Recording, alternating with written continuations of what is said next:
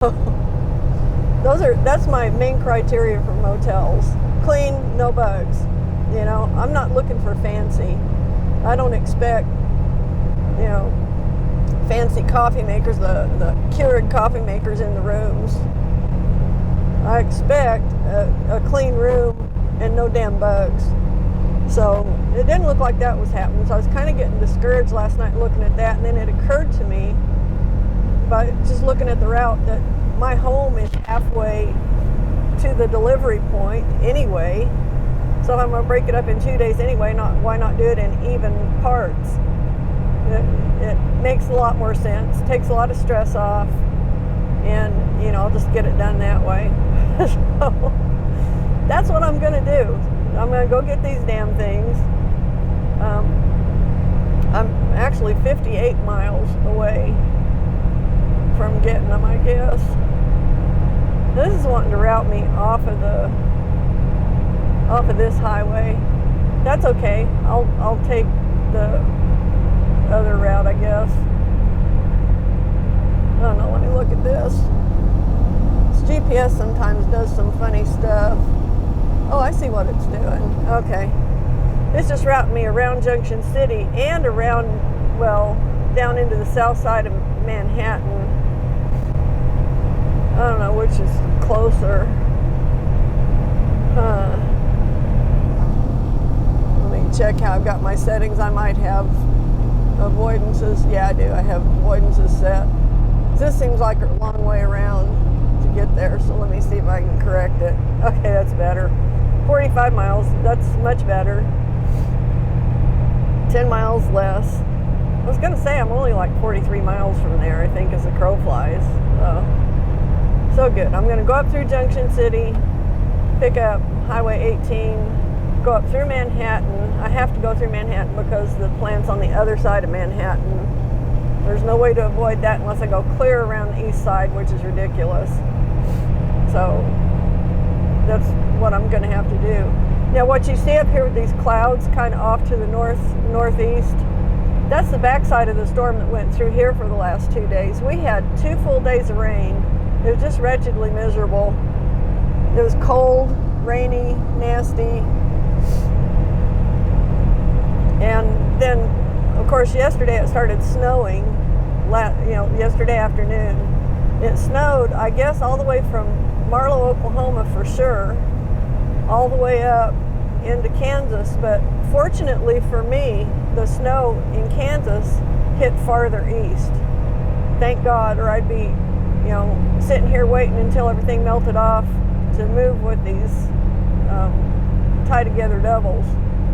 So we'll see how it looks. If it hasn't snowed up here in Manhattan and the roads aren't icy up there, then I should be able to just get the things and go.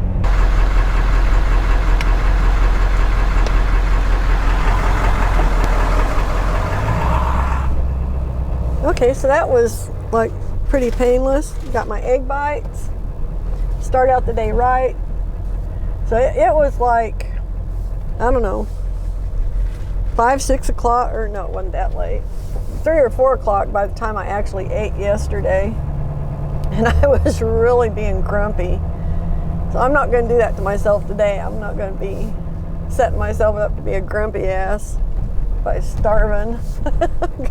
And it wasn't like that was what I chose. It was like when I've got a trailer on the truck, I can't pull in at a Starbucks. And I wasn't really willing to eat just junk that I could get, like at a truck stop or whatever. Because I'm really trying hard to eat good, eat well, eat ketogenically. Because, I'm tired of being fat for one thing, and I'm tired of being on this, eating bad shit kick. I get on these every once in a while. I mean, this is part of the reason I have trouble being fat. Probably a large part of it. Truth be told.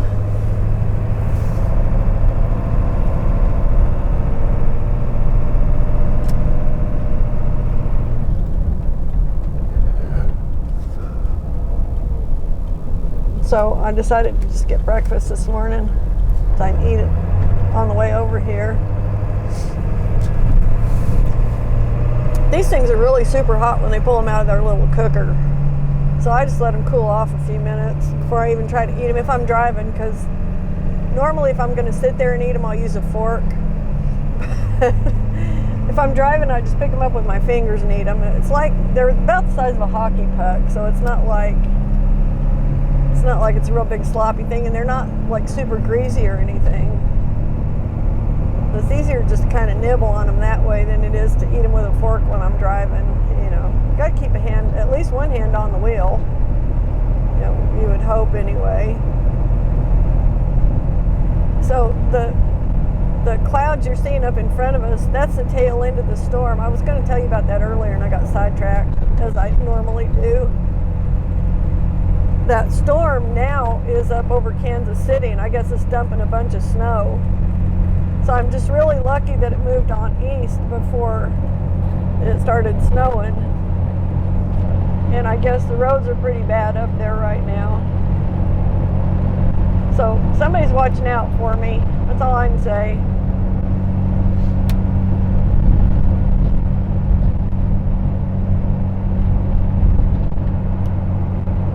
Somebody is watching out for me.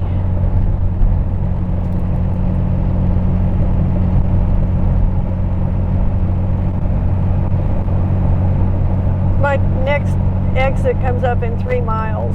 So this is Interstate 70. I should have said that. I was coming up Highway 77 up to Junction City, and then just back there I got on Interstate 70. So that's what this is. And in 3 miles, I'll get off of Interstate 70 and get on Highway 18, which will take us up to Manhattan, which is where I got to go.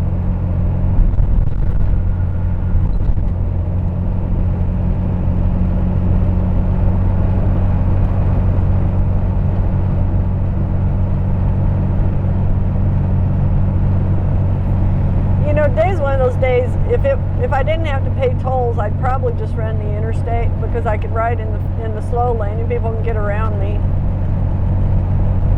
But I got to pay those damn tolls. But I may consider it, because I don't think the tolls are as high here as they are like in Texas. So, you know, I may just consider doing that. I'm going to run the interstate down through Texas anyway. But down there I can take the same roads and avoid the toll roads. I don't have to get on the toll express lanes. But up here, you don't have any choice. I mean, you get on I-35 and that's what you do. You run the toll roads. But it may be worth it just to not have to hurry and to be able to just sit in the slow lane and not block anybody. I think I probably will. You know, I get defiant about this kind of shit a lot, but at the same time, you know, that route going back is nice. I love that route. I much prefer it. But there's a lot of 2-lane road in there, and I'm going to be traveling pretty slow. I know I'm going to be traveling pretty slow with tie-togethers. So I'm going to be impeding people on that 2-lane. So it's probably better if I just stay on the interstate. Just suck it up. And, you know, maybe not. I don't know. I'll have to see how I feel about it. Now, I've got quite a way to go if I want to get over to I-35. If I want to cut down to I-35, it's still going to be 2-lane all the way down there. It's about 80 miles. So to stay on interstate, I'd pretty much have to get on I-70 and go back to Salina and then south. And that's going to add quite a bit of miles. So I don't know. I'm going to have to look at my options. Have to see. I don't know. But I may do it today. I may just stay on 70 and then run down 35. You know, time-wise, it's probably quicker. And I don't know. We'll see. I'll probably do that, though, just because it'll be doubles. And I've got to see what kind of a configuration this is going to be. I have no idea. You know, is it going to be 2 bumper pulls, or is it going to be a gooseneck and a bumper? I don't know yet. So we'll have to see. A gooseneck with a bumper pull behind it is a lot more stable than two bumper pulls. So if I get 2 bumper pulls, I'm going to have to pull wheels off of both of them. If I get a gooseneck and a bumper pull, then I don't have to worry about pulling wheels off normally. I mean, sometimes I guess you could get one that's kind of squirrely, a bumper pull that's squirrely, and you'd still want to pull off the front tires a bit. But for the most part, it's the ones that, if you've got 2 bumper pulls together, that's what's the squirreliest. For obvious reasons, it's just not as stable, you know. So I kind of checked out what they've got in the yard up here. Yesterday they had 3 bumper pulls and the rest of them were goosenecks. So I'm hoping it's going to be a gooseneck and a bumper pull. But considering where it's going, it's probably going to be 2 bumper pulls. Just, you know, knowing what their stock usually is.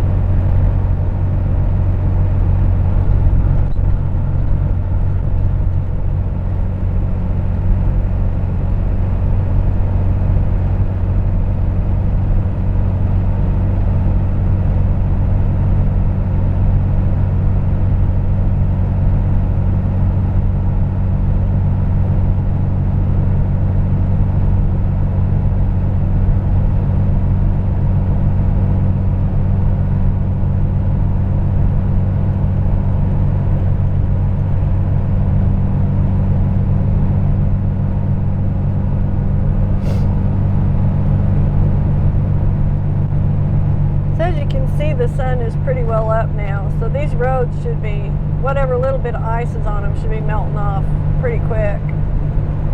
I'm really glad to see that. I'm relieved to see that.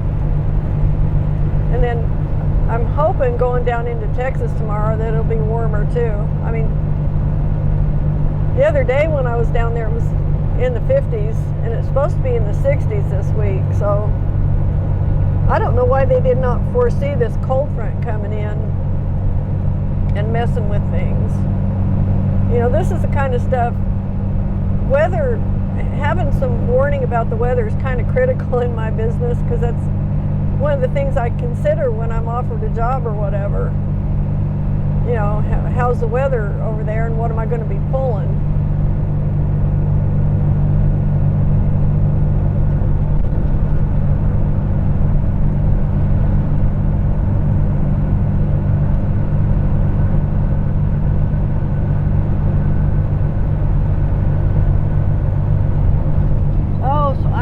Okay.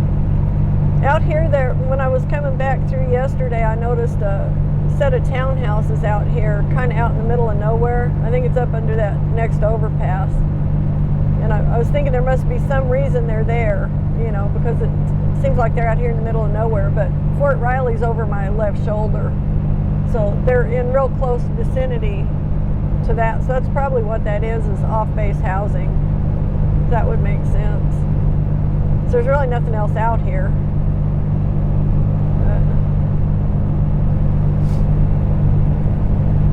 So it's kind of neat, you know, getting to travel around and see different places like this. I really enjoy it a lot.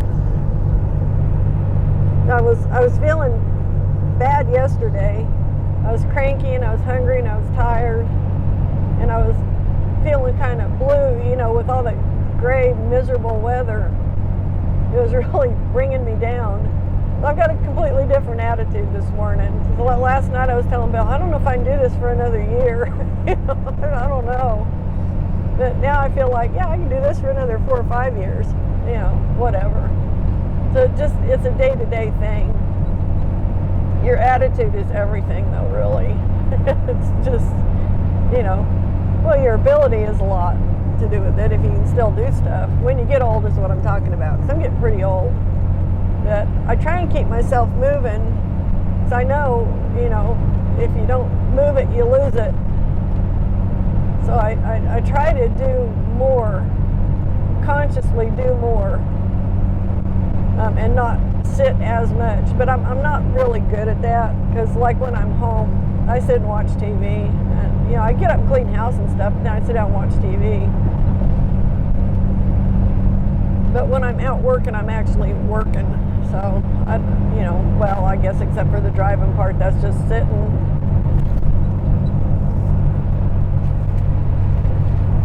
Okay, I'm making a mess now. My coffee's splashing around. Damn rough roads.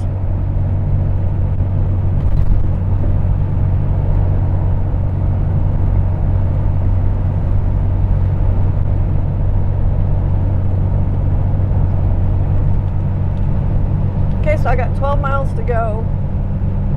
I'm going to stop at the gas station on the corner before I get into the factory and top off my tanks. Then hopefully I won't have to stop for fuel again at least till I get down South Oklahoma City. We'll see though, because if I go on the interstate, I might burn more fuel. I don't know. We'll see. We'll just have to see how it works out. I'm always trying to plan ahead, and I never have all the information. Like which route's best, what should I do, whatever.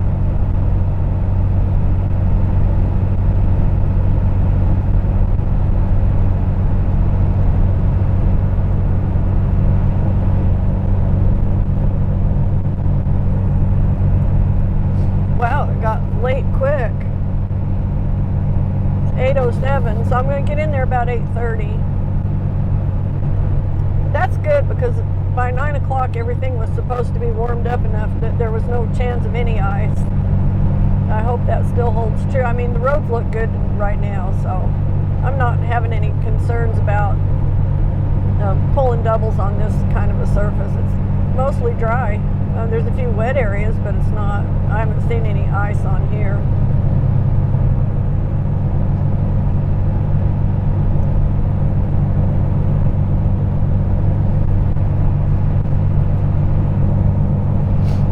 I think I will get on 70 and just run over 70 and down 35. It's my safest bet, pulling doubles, and I won't be out on any 2-lane roads. The interstates are more apt to be dry than some of the side roads, if there were any bad spots, and I don't know that there were. It should be late enough now that I shouldn't have to mess with any of that. But I think I will go that way, just to make it a little easier on myself and make it easier on the people around me. Because it is kind of an asinine thing to do. If you know you're going to be going slow, to take a route that you know where you're going to be blocking people. And I really don't want to do that. I want to have everybody having to try and pass me. If I get on the interstate, I can just sit in the slow lane. Kind of a no-brainer, actually. It's just like when I leave my house tomorrow morning, I'll just head straight south on 81. I'll have about 80 miles of 2-lane, but it won't be busy at the time I'm going, so I'm not going to be like holding anybody up. By the time I get into morning commute, I'll be either halfway through or all the way through Dallas, and I'll be on interstate, so I won't have, it'll be a same situation. I won't be impeding people.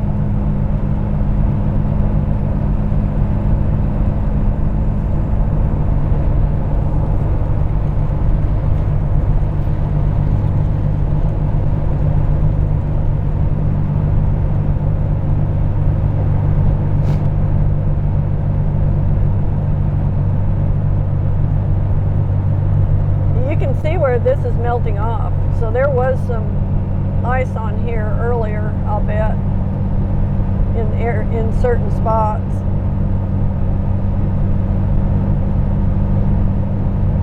Which is why I waited till the sun came up to leave the motel, just to be on the safe side.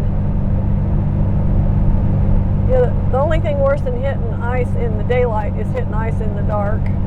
So rather not do either. But you have a better chance of seeing it when it's daylight, when the sun's out.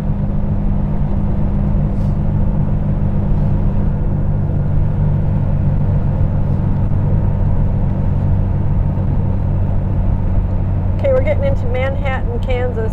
I had no idea how big this town was. It's actually a pretty big town. It's a very hilly town.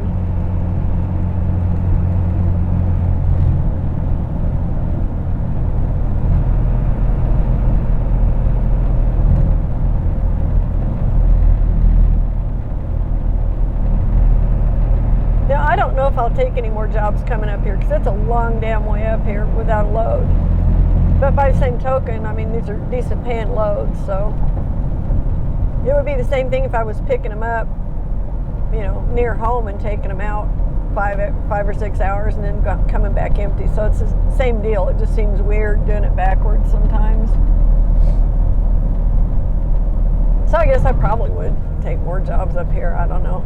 Just not when there's any chance of snow, that's for damn sure. Because this is far enough north that they get more of the you know, more severe cold stuff than we get down in Oklahoma typically, which oddly enough, you know, it's weird that it was relatively nice here yesterday and it was snowing in southern Oklahoma, so it doesn't always work that way. There's an exception to every rule, I think. You sit there and wait, little guy. Thank you.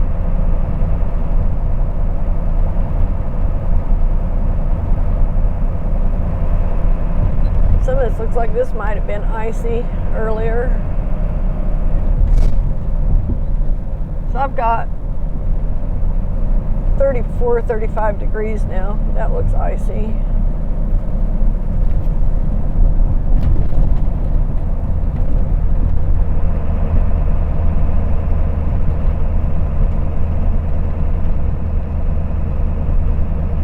But they were cold up here. I mean, they got down in the 20s. Like yesterday when I got up, it was 27. This morning it was definitely in the 20s. The truck didn't like starting. It's unfortunate that I didn't have a place to plug it in. I wouldn't have had that problem, but it sat longer. It started right up yesterday, but it didn't sit as long in the cold, so, as it did last night.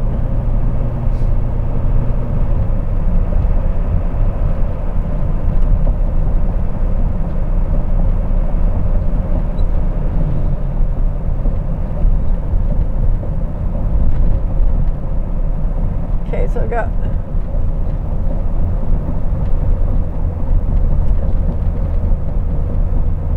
mile and a half to my turn off and then another 3 miles after that to the plant.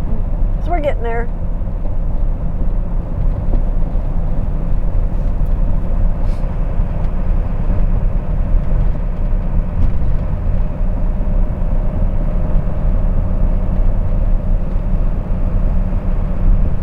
I'm enjoying the synchronized lights. If you haven't noticed, we may have to stop at one of these up here, but we haven't had to stop at any yet. So we've made pretty good time crossing town because of that. I really like synchronized stoplights. And this town has them synchronized correctly. So it's pretty great.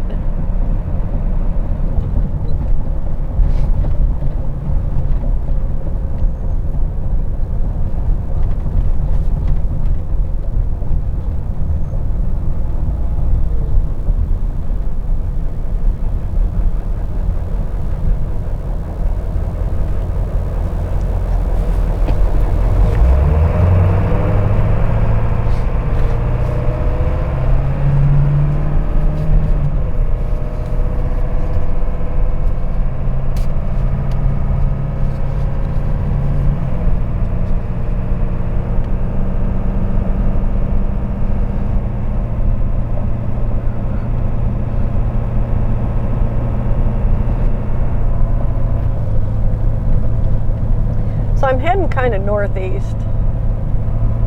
And I'm going to be turning east up here in another half a mile.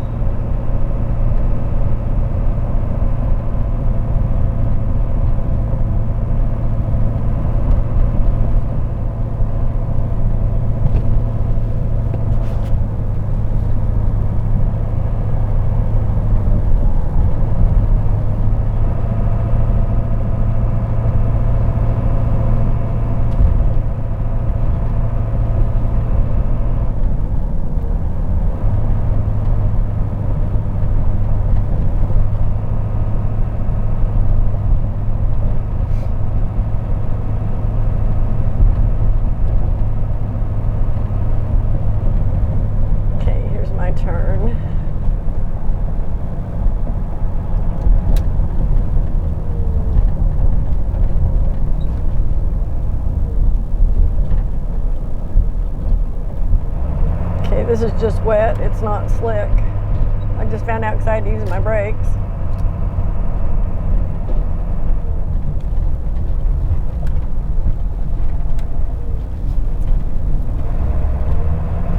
When that little car came over in front of me,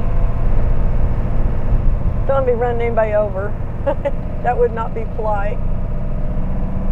Okay, so 3 miles is all I got left to go here. See what I can find for a decent diesel price out here someplace, if there is such a thing. So I do want to fill up before I go get the trailers. Once I have those trailers on, pretty much the only place I'm going to be able to fill up is in a truck stop. And I'll be paying truck stop prices if I have to stop and do that. I've got fuel on the back of the truck, but I've been conserving that for Texas because I think it's going to be higher down there.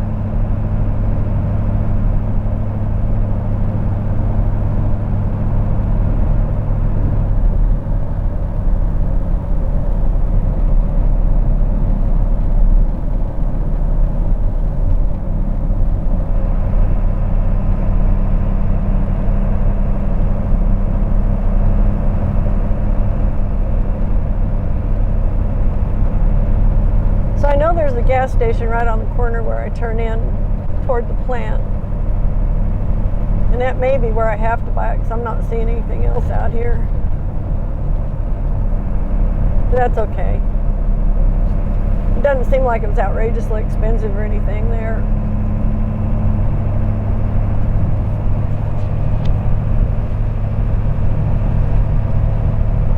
And like I say, I'm only buying, I don't know, maybe 20 gallons. Somewhere thereabout.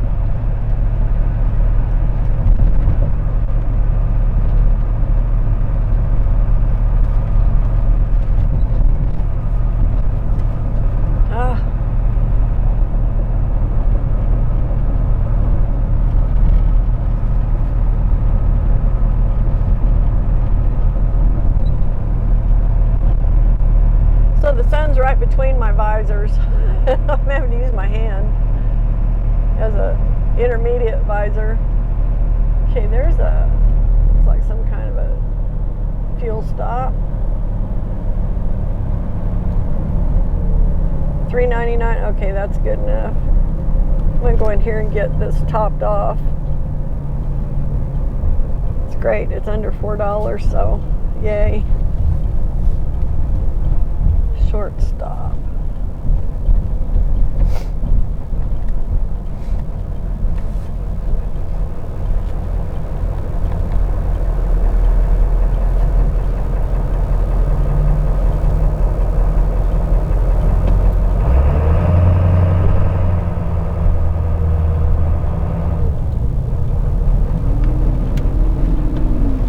And that's a real good illustration of how you make a turn in a long truck. If you notice, he didn't swing out to the left. He went forward as far as he could go and then started his turn, which is the textbook way of doing it. They call that a buttonhole turn, for those of you who care about such things.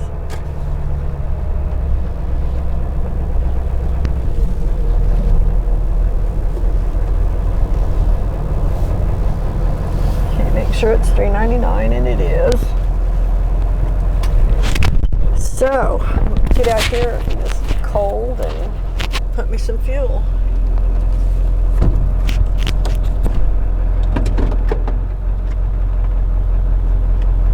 Set.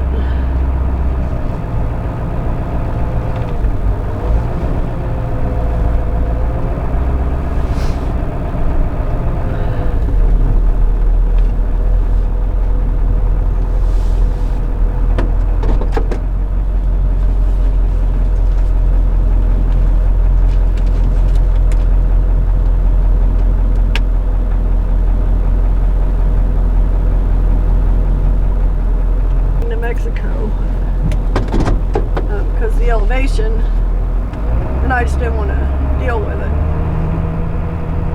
So some things I just do, I just turn down. Other places I turn down because it doesn't pay for me to go there. Like going from Medill to Joshua, Texas, that doesn't even, I might as well be paying them. By the time I get over there, just not enough meat on the bone for that to be worth my time. It's all logistics, you know. How far do you have to go? How far do you have to go to pick it up? How far do you have to go to deliver it? And how much does it pay? And if the numbers don't add up, they don't add up. So, oh, anyway, sorry about that. I forgot to put my mic back on. Actually, I'm going to leave this up here on my visor because I'm going to be hopping out and getting these trailers here momentarily, real close to the factory.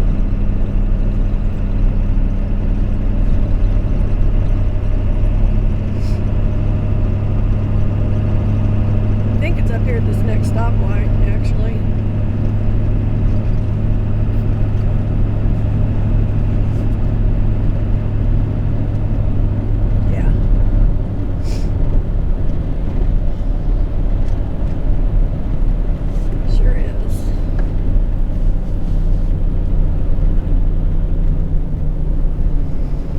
Okay, so fuel was $3.99 up here too, so I don't have to kick myself for buying it back there. I've done that before. Bought it and then get down the road to a place that's closer and it's 10 cents cheaper or 20 cents cheaper or whatever. So that's not the case today. It's the same.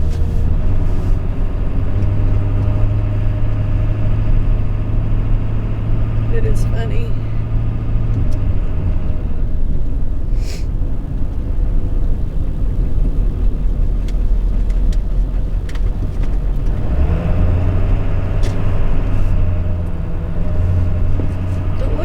Dude.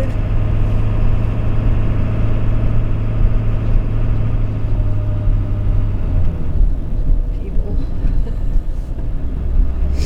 Oh my gosh.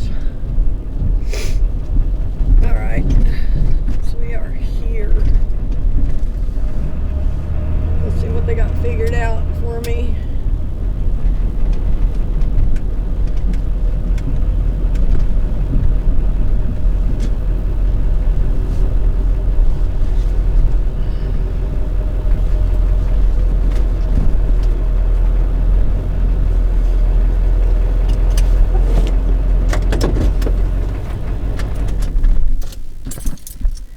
And what are my trailer numbers? They're going to want that. Let's see.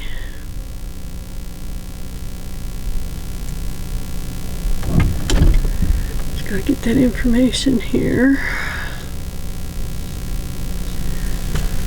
14958 14908.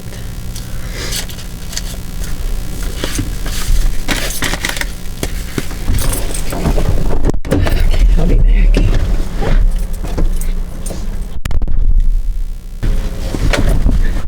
Okay, so it's best case scenario. I'm really happy. It's a gooseneck with a bumper pull behind it. I do have to provide the hitch, but I don't necessarily have to do the hitching. So that's okay, that's fair. I knew I'd probably have to provide the hitch. If I've got one that suits them, that's going to be the question, because it's 2 5/16 ball. Then I don't know if my drop hitches, my inverted drop hitches are 2 or 2 5/16. Have to see.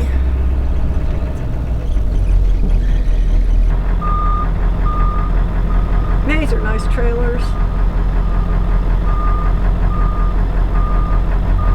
Even their little stock trailers like that, they're so nice. If I was going to buy a stock trailer, I'd buy a Cimarron. Yeah, because they are just way nice.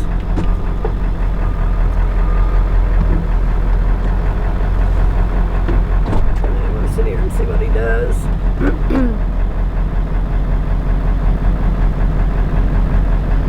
Assume he's going to go get the one in front of it. It's got his little forklift out here with the puller on it.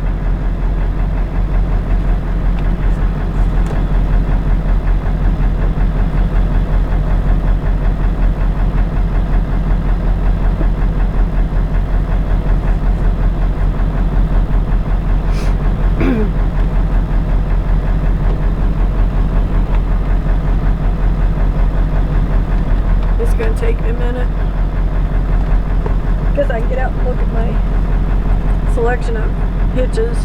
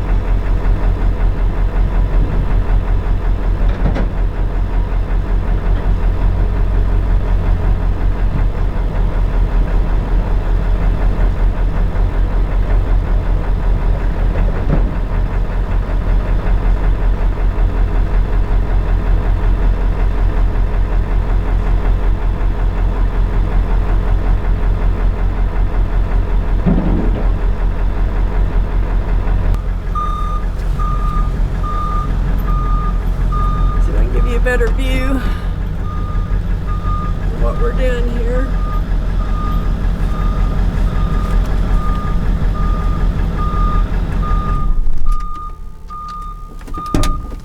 Okay.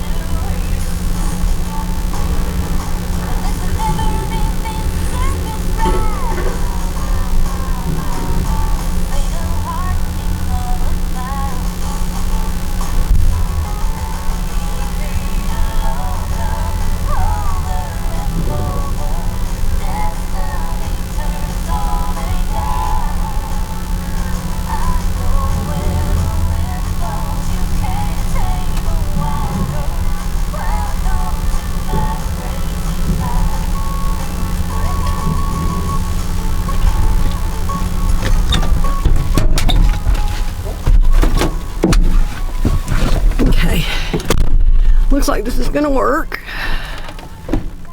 If I can get my keys to turn.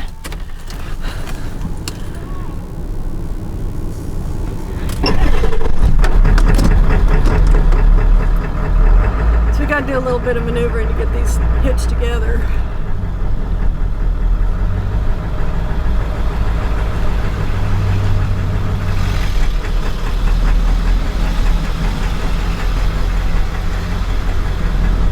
And I'm gonna have to raise up this gooseneck to make the back end of this trailer sit a little higher so my 4-inch will work.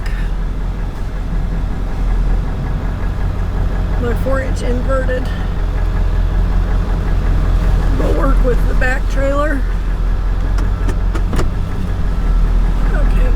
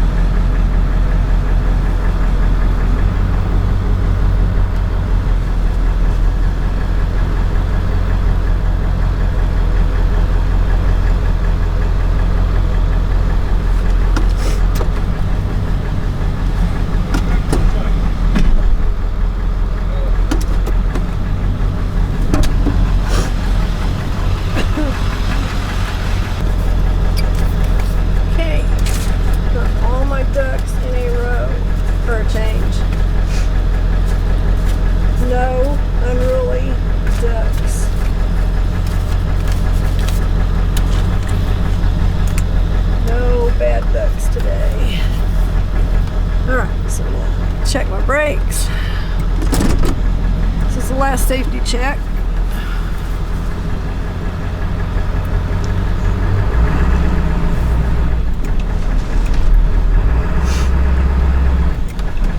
Yep, brakes are good. Turn it back down.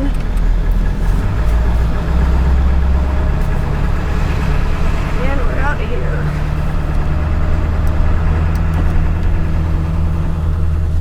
Okay, what I'm going to do, because I've got 2 trailers on, is I'm going to go way over here to the left and make this a really long turn,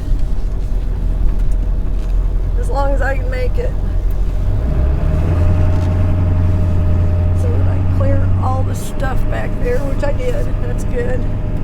Okay, so I can let up on the heat a little bit now.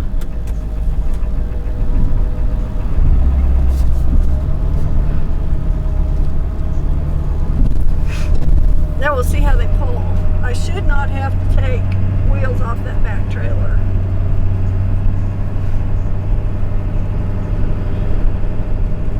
If I do, I will, but I should not have to. Now I'm going to get as far right here as I can so I avoid these curves on the left side, because I'm turning left here.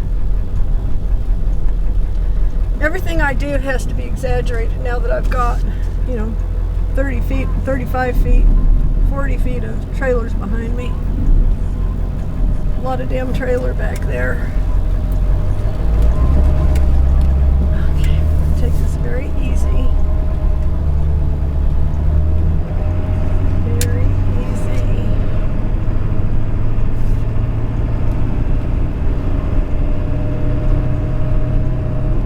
All right.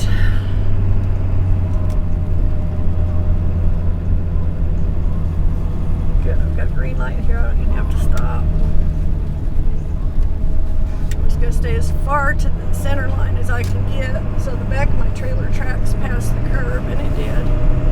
That was good. I didn't curb anything. So that was the hard part right there. That was the hardest part until I get, I guess, down into Texas maybe. up my driveway. Hopefully by the time I get there this afternoon, her yard will be dried up enough to where they won't sink in the mud. But the sun's shining this morning down there. I talked to Bill, so it's going to be warm and sunny. So it should be good. I'm going to just check my lights. Okay, good. Yeah, lights are good.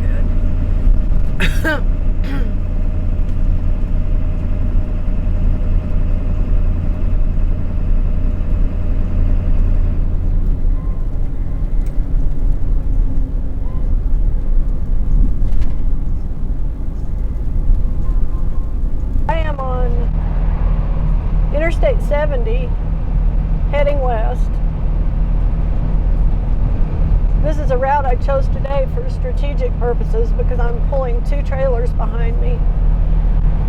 I've got a 26 or 24, 26 foot gooseneck stock trailer, and behind that I've got another bumper pull, probably a, I don't know, 16, 18 foot bumper pull stock trailer behind that. So instead of getting down on 2-lane roads, I decided to just stay on the interstate, even though it's a few more miles. I can run up here without obstructing anybody's travel. If I was on a 2-lane road, I'm running between 55 and 60 miles an hour, and I'm fighting the wind. I've got a really brisk north wind right now that I've been fighting for the last 50 miles, or however far it's been since Manhattan, where I picked these trailers up. So I've got a crosswind is what I've got. It's blowing me from the right side to the left. And so I've just kind of been taking my time and working my way over here. I don't want those trailers back there flopping around. I want them to pull in a straight line. So with that in mind, I am running at a slower speed, so I have more control over them. But I've got about 11 more miles to go before I'll turn south on Interstate 35, which will be really good because then it'll be a straight shot south, and I can use that north wind to my advantage. So it'll be a tailwind at that point instead of a crosswind or a headwind. Now, I don't know what it's going to do tomorrow. I'm going to assume I'll be running into a headwind going down into Texas tomorrow, because the wind changes all the time.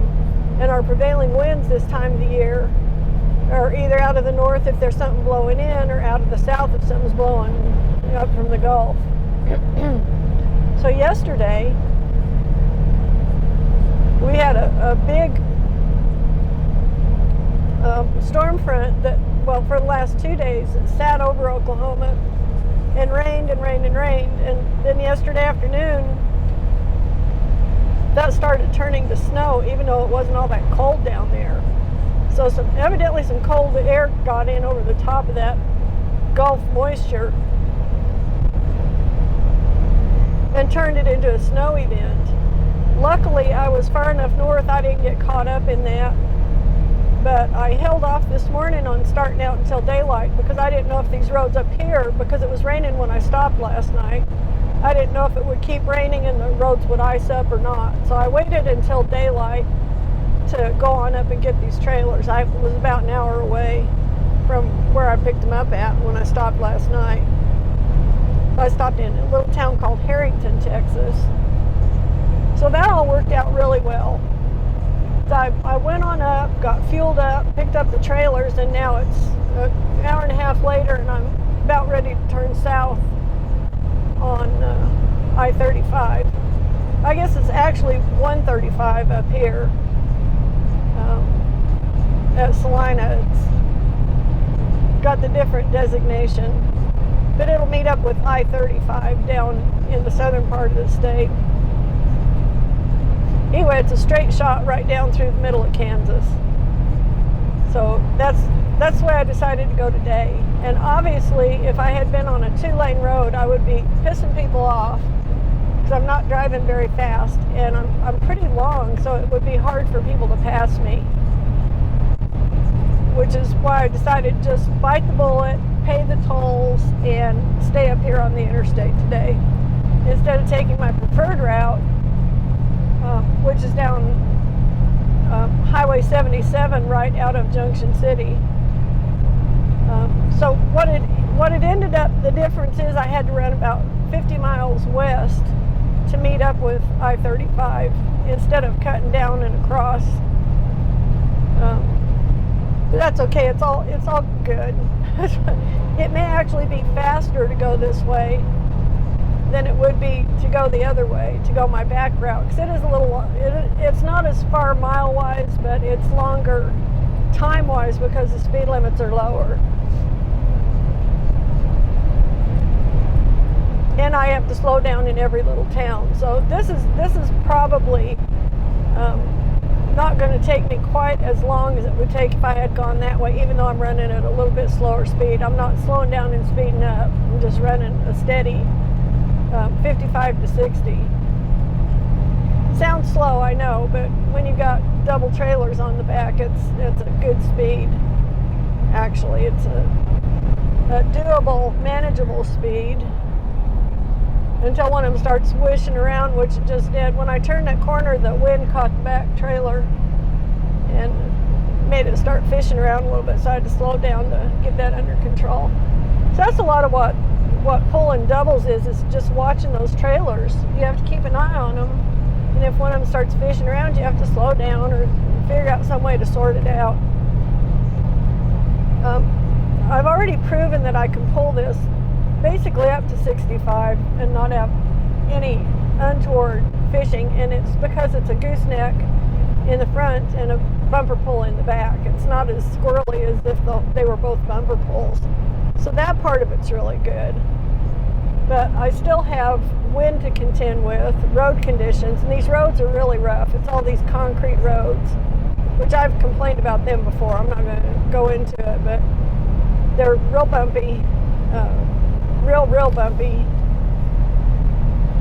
So that all affects how that back trailer behaves. So I have to kind of keep an eye on it, just make sure I don't let it get out of control. So if it starts swinging around back there too much, it can theoretically fall over and drag me off the road, or start swinging around so much that it would just drag me off the road sideways. So I really don't want either of those things to happen. Sounds like a bad way to have fun to me. Good way to get hurt, bad way to have fun.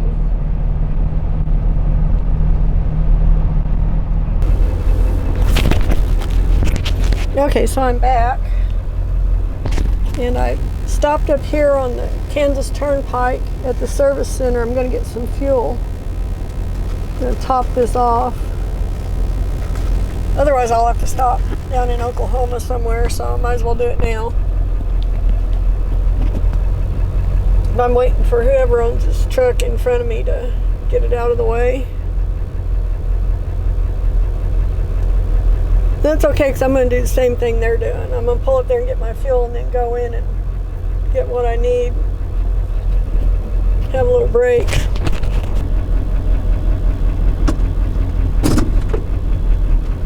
Gotta watch out for more of these boys. A lot of them are crossing. I'm not sure where they're coming from. I'm not seeing them in my mirror, so maybe that's the last of them.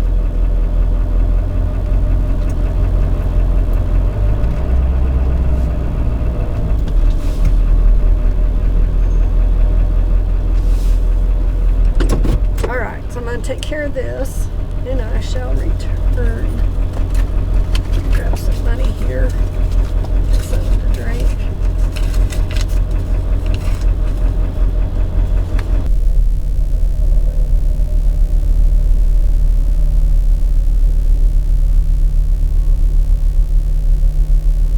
Freaking yay. So I got me some Propel, because I'm really dry.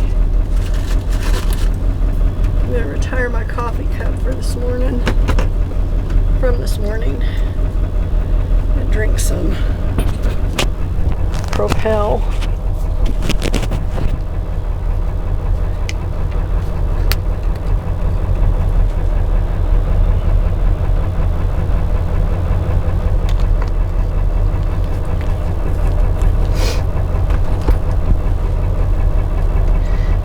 Sorry about leaving you sitting for so long. Some things just take a minute.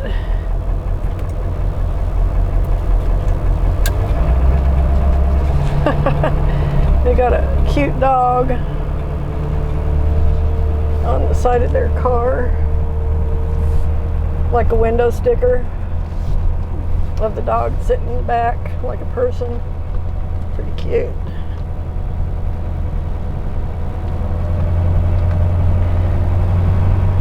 I'm trying to see if there's anybody coming over to the right of me from behind, and I'm not seeing anything, so I think I can safely get out here maybe. This was awful for me trying to get out of on a left-hand exit ramp, because I've got to cross the fast lane of traffic to get over to the slow lane. I hate doing this. It's really freaking dangerous, for one thing. I don't know why they set them up like, well, I guess I do, because it's accessible by both sides. But a little nerve-wracking anyway. Okay, so I'm good. I am actually really encouraged by this. So it means that by replacing the part we replaced this last week, my fuel mileage has increased significantly. So evidently, I would say my sensors weren't probably working correctly, if at all, but they're probably just off because of the damage to the part.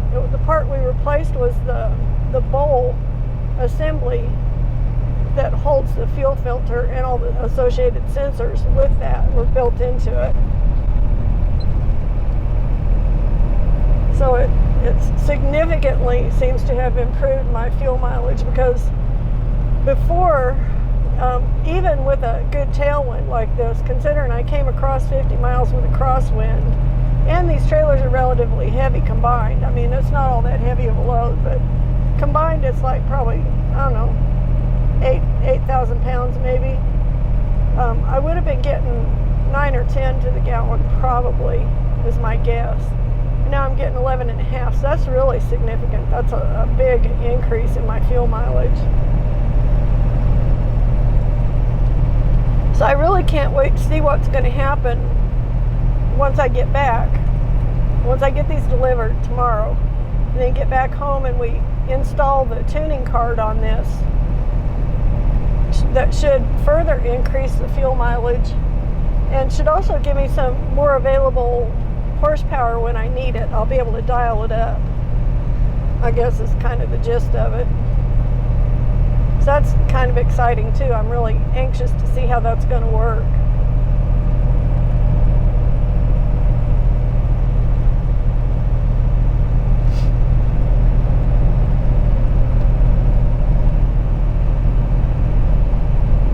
So while I was there, I walked around and checked everything while I was pumping fuel.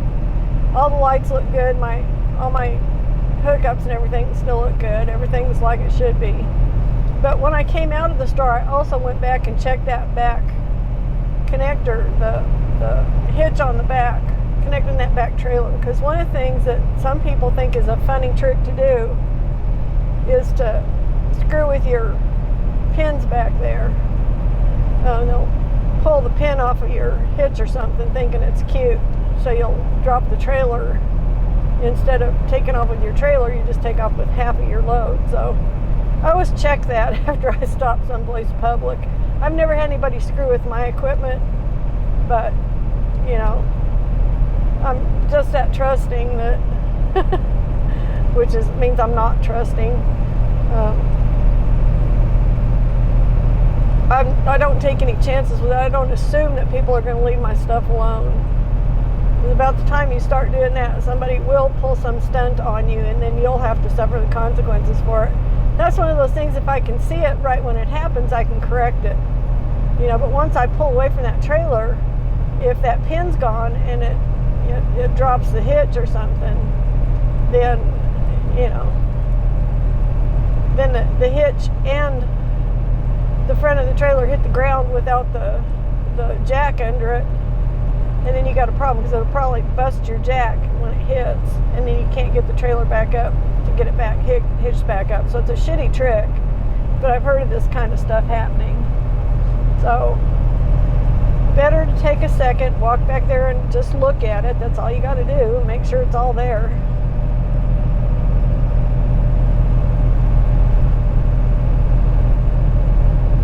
And it is. So I'm happy. On this one, it's kind of protected because the hitch is more down underneath the back of that front trailer. So they'd have to really like reach up under in there to get to it. So I didn't really think anybody's going to mess with it, but I don't assume. I'm just not going to assume.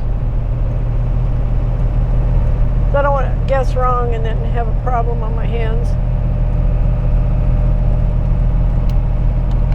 But people do that with semi-trailers too. They'll walk by and pull the kingpin lever and open the kingpin on those, which like I say, it's a shitty trick, but it's something that, you know, some people think is funny to do that kind of stuff.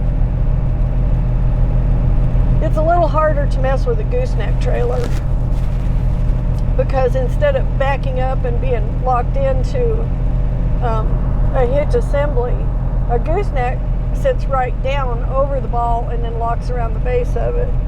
So it's a little bit of a different setup. On a fifth wheel, like a big semi-truck, they back up to the fifth wheel kingpin, and that kingpin slides into their fifth wheel hitch, and then the jaws of the fifth wheel clamp around the kingpin. But if you were to pull that, if you know how to do it, you can unhook those, which makes a lot of trouble for guys. So, and the primary place you would see something like that would be a truck stop, you know, where the trucks are parked overnight and stuff. If somebody decides they got to go in there and be, you know, a pest about it, pesky prankster or whatever, you know, that's the kind of trouble that people can cause. So,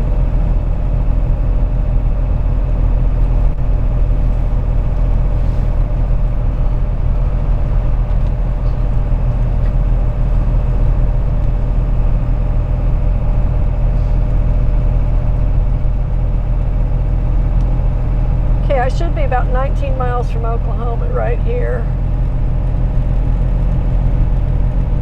which is good because I'm about ready to get back in there and get out of Kansas. It looks like more weather's coming in, so this may affect what time I leave in the morning, depending on how far south this weather's going to go. Kind of looks like, you know, it's blowing in from Colorado, which would be typical for a weather pattern. I hope it stays up out of Oklahoma, though. May or may not. It may just skim the northern parts of Oklahoma. That's usually what happens when we get these kind of, you know, from the Rocky storms kind of swoop down through here. Most of the time they stay north of Oklahoma City. But I did see one weather map last night. I was watching the weather, and I did see kind of an illustration that snow might come down into Oklahoma again sometime today. So I don't know. We'll see. Hopefully not until I get these parked in my sister-in-law's yard anyway. You know, I hate to see that. We ought to be done with it. I wish we were. Okay, now I'm pretty sure I can just stay on here because I've got the Pike Pass. The last time I came through here, they told me, when I went to pay, they told me that it was reading my Pike Pass. So I'm going to go ahead and go through. If for some reason it doesn't, I guess they can chase me down and get my ticket, but I'm going to guess that if it read it then, it'll read it now.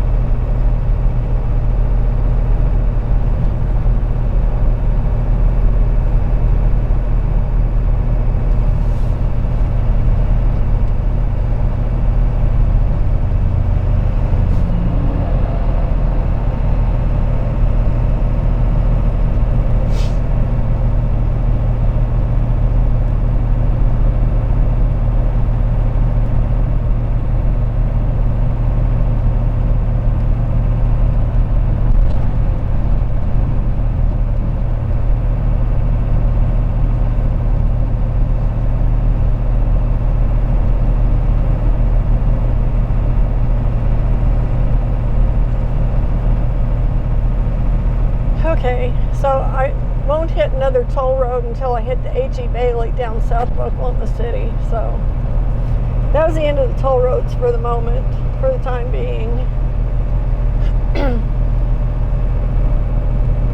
So the next potential obstacle for me is a way station going into Oklahoma, and I don't know if they've got one open on the north route or not. We'll see. If they do, we'll just deal with it. Okay, I'm back. I'm in Oklahoma City. I got 3.5 miles to go to my exit to cut across on 240 to get over on the H.E. Bailey. Everything's been going okay. It's just turned into slow going here. This is typical. This is where it gets jammed up in here. So I'm just gonna chill and ride it out. What else can you do, right? That's it. Once I get on 240, it's pretty much a good clear shot. But I got in here, of course, at the beginning of rush hour. If I got to come through Oklahoma City lately, it seems like I get here right at the beginning of rush hour. Don't know why that is. Murphy's Law, maybe. But it's not too bad, because I mean, even full rush hour in Oklahoma City isn't that horrible on this side of town. It gets pretty bad up on I-44 if you cut across by downtown area, or even on I-40 going by downtown, but this way is not too bad.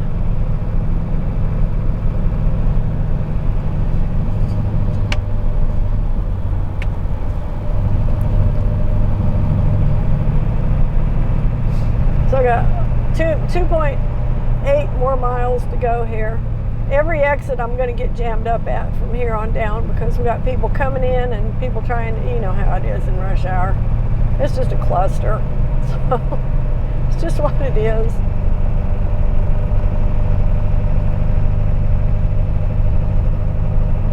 So it's pretty uneventful coming down from Kansas, since I fueled up there, so I didn't, get into too much detail. I didn't have to stop at the way station, which was good. They waved me on through, bypassed me, which is really nice. This is less congested right here than I thought it would be. This is great, actually. So it's pretty much wide open. I just got to get moving, try and get up to speed here so I don't cause a problem.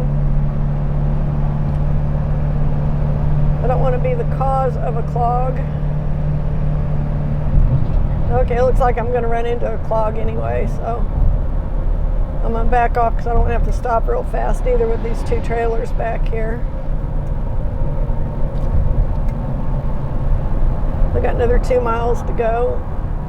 So these people need to be paying attention and not wait until the last second to slow down. It'd be nice if they did it in their own lane. I've been damn near sideswiped by a guy a few minutes ago. He passed me, but he passed me so close he almost got my side mirror, and then he cut right over in front of me. I mean, he really just damn near sideswiped me. People do shit like that. It really makes me mad. It's like, how careless can you be? Could you be any worse of a driver? Well, I guess you could be, but I wouldn't want to be on the road with you. I don't want to be on the road with people who do that now, let alone, anything worse than that. But, and the reason that people who drive for a living complain so much about the way people drive is because they can hurt you and they can kill you and they can tear up your equipment. It's not fun dealing with idiots behind the wheel, any wheel of any size vehicle. I don't care if it's, a moped or a 18-wheeler. So, speaking of idiots, I see a lot of that with motorcycles. Guys on motorcycles, when they get bored, they start swaying back and forth. I'm sure that's make it easier to hold the thing up or something. Give them something to do while they're bored, maybe. I don't know, but it's like, just drive. Don't be all stupid and show offy about it. Just freaking drive. Drive sensibly. Drive carefully. Everybody's all worried about people drinking responsibly. I worry more about people driving responsibly, to be honest. You know, if you're driving responsibly, you're probably not drinking and driving. There's one that we can just check off the list. But everybody's so worried about you drinking responsibly. How about you just don't freaking drink? You know, how about that? Or just have a snort every now and then and not drink to excess. How about that? Wouldn't that be more, you know? If I was going to give advice about drinking, that's what I'd tell you. If you want to drink, have one, but only have one and only do it once in a while. And you'll probably stay out of trouble with it. So, you know, for most people that would suffice. There are some people, of course, who can't do just one of anything. They gotta do everything to massive excess. And I get it, you know. It's kind of how I feel about peanut M&Ms. This is why I don't eat them very often, because when I eat a peanut M&M, I feel like I should eat all the peanut M&Ms, just all of them. Not just one or not just a handful, but freaking all of them. And how many is all? Well, how many are there? You know? Okay. That's, yeah, same deal. It's that kind of a human instinct, I guess. That's kind of a crappy thing that we have to try and fight against. One of the bad sides of human nature that we can get hung up on if we let ourselves.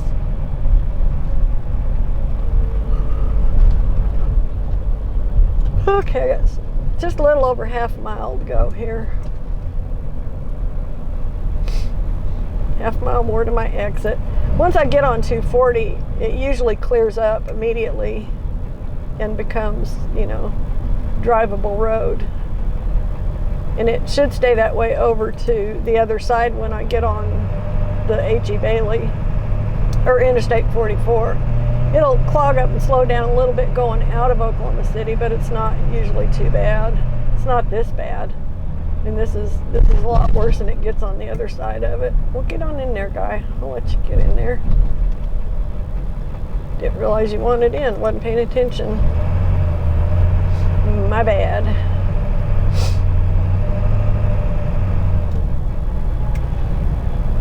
So what Indian tribe license plate is that?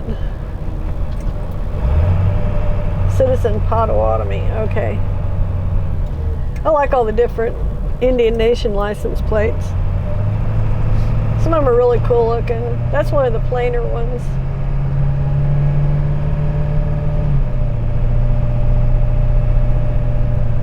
I think the Choctaws have the fanciest one, most colorful anyway. Theirs is like an orange sunset and has some Choctaw's national slogan or whatever. Indian Nation's national slogan. I guess that's what it would be.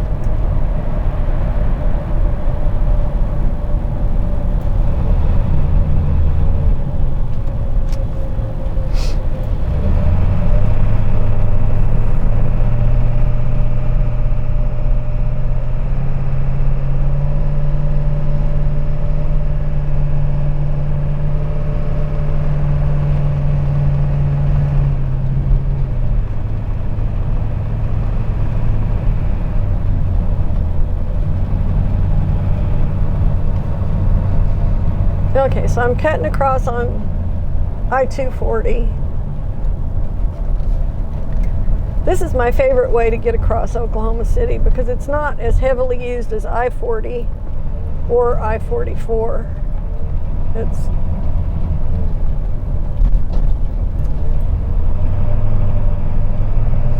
kind of a handy route when you're heading over here, either heading over toward the airport area or heading down to Lawton. Either way, it's pretty handy for both of those. See if I can get merged in here. Looks like I'm good.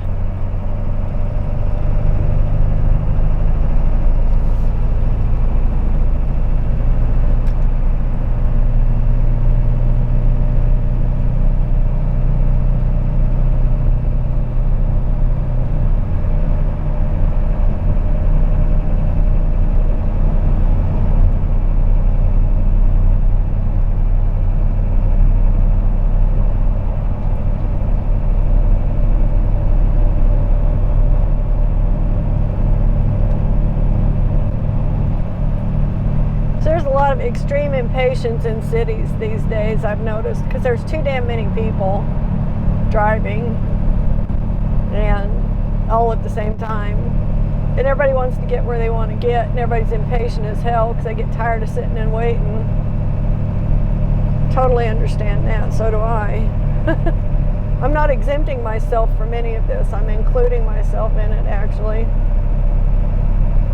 And sometimes I get caught up in it.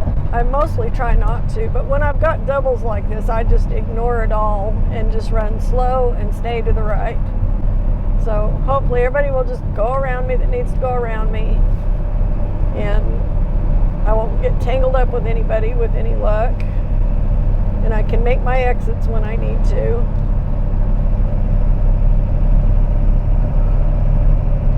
And that's kind of the most you can ask when you're in a city, in city traffic. You know, just try and get through unmolested.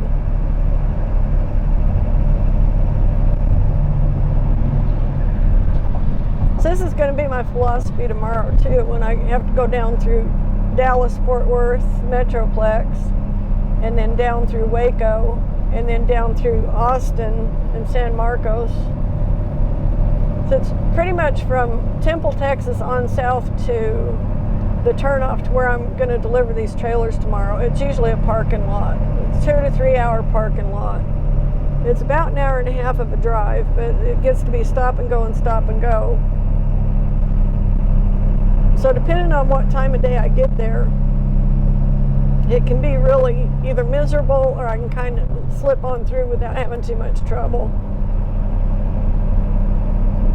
So I didn't even leave Kansas until about, I don't know, it's like 9:30 or 10 o'clock before I even got out of there with these trailers, because it took us that long to get them hitched up and get them ready to go. I don't have to do that tomorrow. All I got to do is back up to the front one, hitched up, and leave. So I can leave out, you know, by 7 or 8 anyway. Probably about 7-ish. I'd like to wait until the sun's up a little bit, just because I don't really need to drive down there in the dark.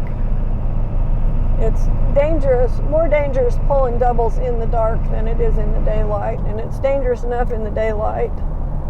So I really don't want to exacerbate the danger any more than I absolutely have to. So I was thinking about leaving early, like 3 or 4 in the morning, but I'm not going to do that. I'm just going to wait until, you know, sun's up and see what's going on.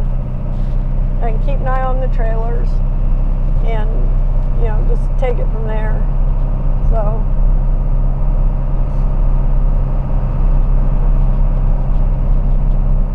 that exit we just passed is probably the most patience grinding exit in Oklahoma City, I swear. If you get off there, you're going to sit and wait because the light down here is really long and it's really slow to reset. So you get off that exit, you're going to be sitting in there a while before you can get over to the other side or get up to the light to get out of there. So unless it's the middle of the day and that exit is relatively open, I don't use that exit at all. But the reason I know anything about that exit in the first place is because that's the Starbucks exit, where the Starbucks sits over here on just off of Penn. I know, it's ridiculous.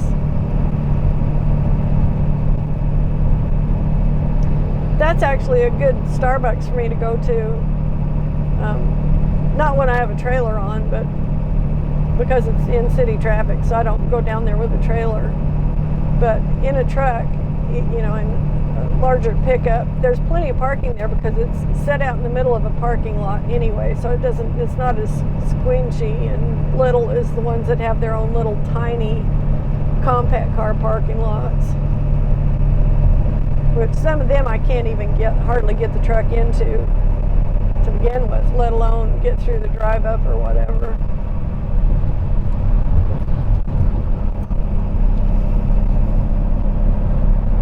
So I had really good luck up in Kansas getting into Starbucks and going through the drive-ups before I picked up these trailers.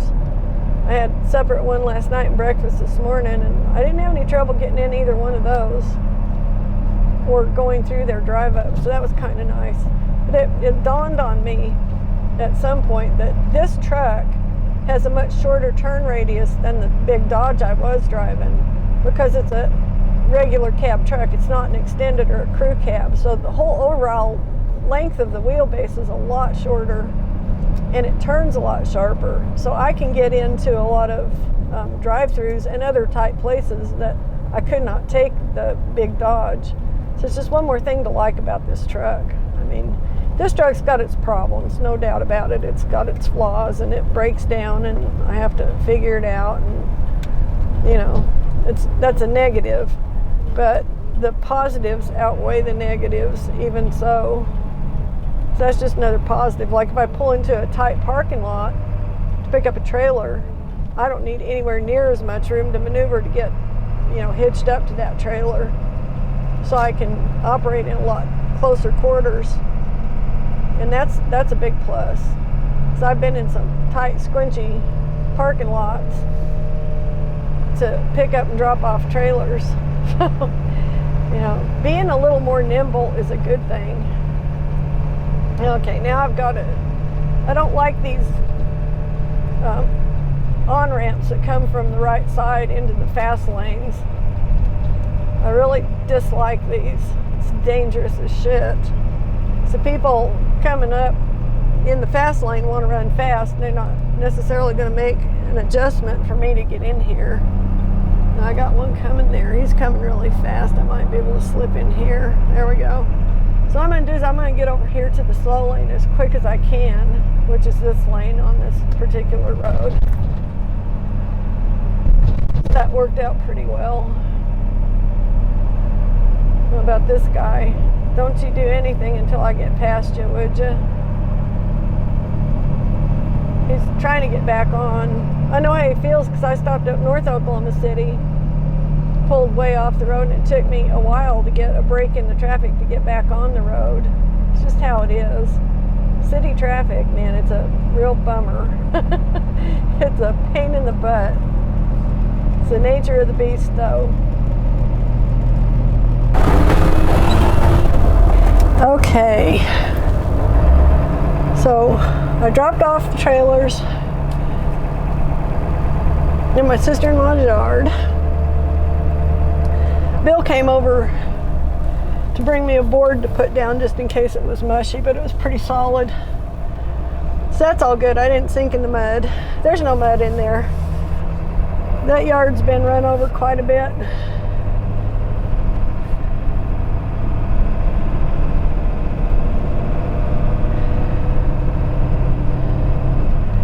Quite a bit of stuff's been parked in there, so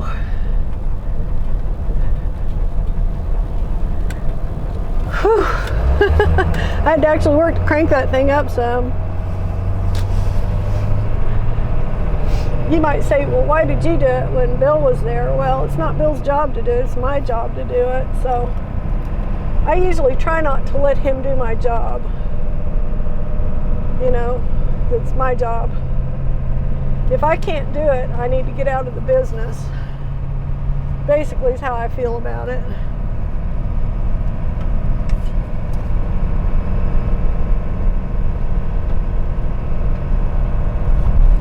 He's actually back behind me, following me home.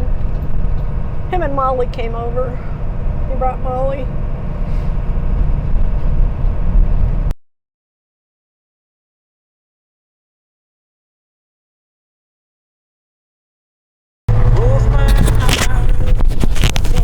So hi, welcome to Woman at the Wheel. Well, I'm at the wheel, but I'm not going anywhere because I lost my rear U-joint. It's worn out. And I should have just enough oomph left in this truck to drive it up on the trailer when Bill gets here with the trailer, which I'm expecting will be about 10 o'clock tonight, and it's about 5:30 now. So I'm just chilling in the parking lot here at the QT in Seguin, Texas. I made it down here and delivered 2 trailers. I was pulling a set of doubles. And I apologize I did not get a picture of them because my truck was falling apart in their trailer yard. And they were all trying to figure out if they could help me or not. And they figured out that they probably couldn't. And I said, well, that's okay. And they said, well, you can sit here for a while. I'm like, I'll just go down here to the truck stop on the corner. you know, I appreciate you guys offering, but they were trying everything they could to help me, but obviously another fucking breakdown. I don't know, either you laugh or you cry, and I'm not really laughing, but I'm not crying yet either. But I got a good weekend, so I mean, U-joint's not a huge repair as long as it didn't tear anything else up under there. And I drove it in here, and I should be able to drive it up on the trailer, so I don't think it's like totally destroyed anything except the U-joint's pretty shot. So hopefully, I'm a little nervous about putting the truck on the backhoe trailer, but Bill's not at all, he said. So I'm like, okay, if you're not worried, I'll try not to worry. I don't like hauling vehicles. There's a reason I don't haul cars and stuff, because I don't like hauling anything that's setting up on tires, which I know is kind of funny because I hauled stacks of trailers that had tires on them. I didn't like that either, but I had a way of dealing with it. I don't know how I'm going to deal with this, but he knows how to tie down a car, or a truck, so that's where I'm at, sitting in the parking lot, people watching, and this place is busy as hell, non-stop busy. It's right off of I-10. I could throw a rock and hit windshields on I-10 if I wanted to from here, probably. Well, maybe not exactly, but you know what I mean. Just about that close. I never made it to Starbucks because by the time I realized what was going on with the truck, I was so worried about not being able to at least get it up on the trailer. I didn't want to drive it any farther than I had to. And Starbucks is a mile that way. So I just came over here. Fortunately, this QT has real decaf coffee, like, you know, real from coffee grounds, decaf coffee. And I got a bunch of junk food, which I shouldn't have bought any junk food, but I've been doing really good, and I'm stressed. I don't know what to say. But I've lost like 5 or 6 pounds since I went back eating ketogenically. So I haven't exactly sat here and started munching on my junk food I bought either. I got some peanut M&Ms and some potato chips, so it could be worse. It could have been a lot worse. And I haven't like actually eaten it yet either, so I don't know. Sorry. It's been a long day. I've been up since 5 o'clock this morning, and it's 5:37. So my plan now is just to get a little bit of sleep between now and 9 or 10, whenever he gets here. So I got another 3.5, 4.5 hours to wait. I've been sitting here for a couple hours, and I'll get a little bit of sleep so I can help him drive back. I probably will drive back, because by the time he gets here, he's going to be tired of driving probably. It's quite a ways down here, but we'll see. But we got to get it loaded up and get it taken home, and then get it down, get it in the barn, and see if we can get this U-joint situation set up. And he just looked at the U-joints on it. He looks at it every time he does the oil change, just to see if he can kind of catch this stuff ahead of time. But evidently, U-joints are one of those things that you don't always really get any advance warning on. They just start going and then they're gone. So I knew I was having trouble, but I didn't know what it was, so I called him, and I was about an hour out from getting this delivered, about 50 miles out when it started.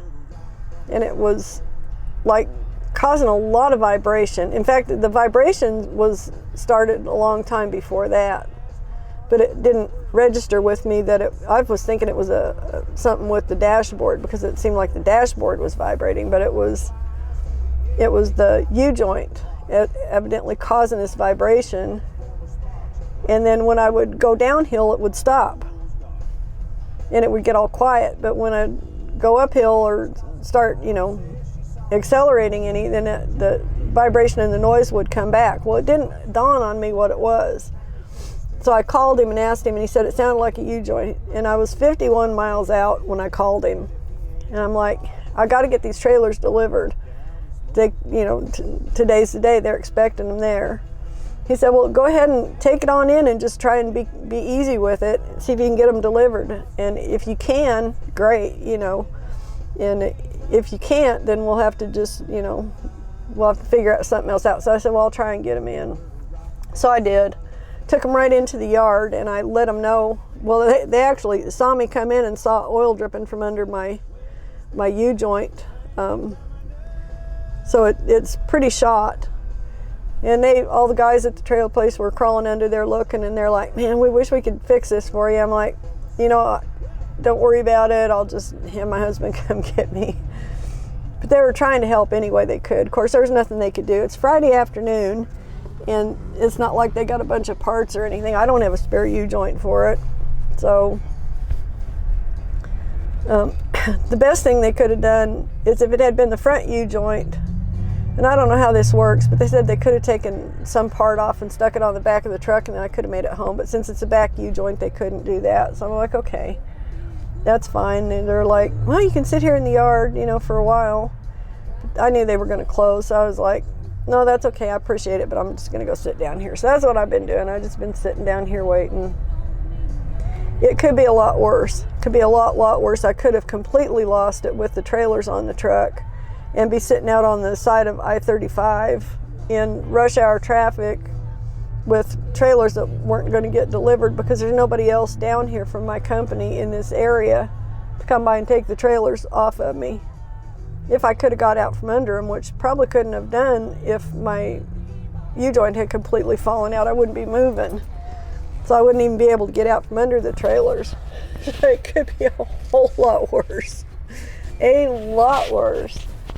So I'm thankful things worked out like they did. Even though it sucks that I'm having this problem, it's good that it happened the way it did, I guess. So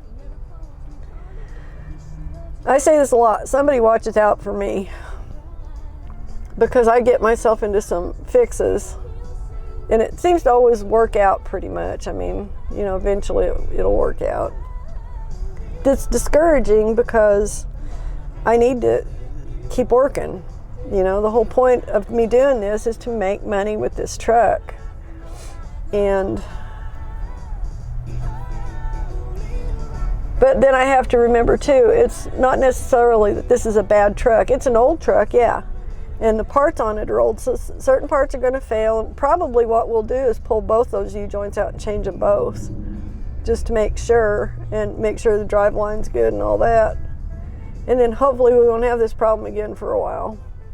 But it's like that with any vehicle. I mean, the Dodge broke down on me more than once. It was kind of a pain in the butt. And when it broke down, it was a lot harder to fix and a lot more expensive to fix. And we couldn't just do the work on it ourselves. We had to take it in and have it done. So we spent, I don't know, probably $2,000 or $3,000 on repairs on that truck. And that was a relatively new truck, So we're probably not even to that point with this one yet, money-wise. We're probably somewhere around, I don't know, $1,600, $1,700, I would say, in parts, So, and we've done a lot more to it, so, I don't know.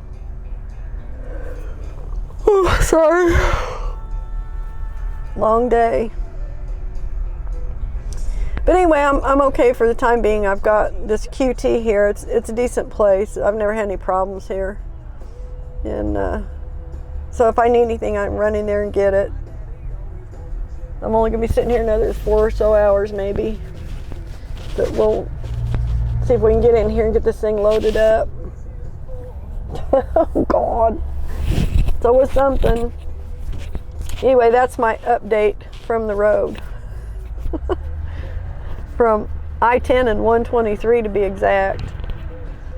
So anyway, I'm going to go ahead and sign off here and eat some supper and try to keep myself amused for the next few hours, or take a nap or something. So anyway, thanks for watching. I will see you in the next episode. Have a good one.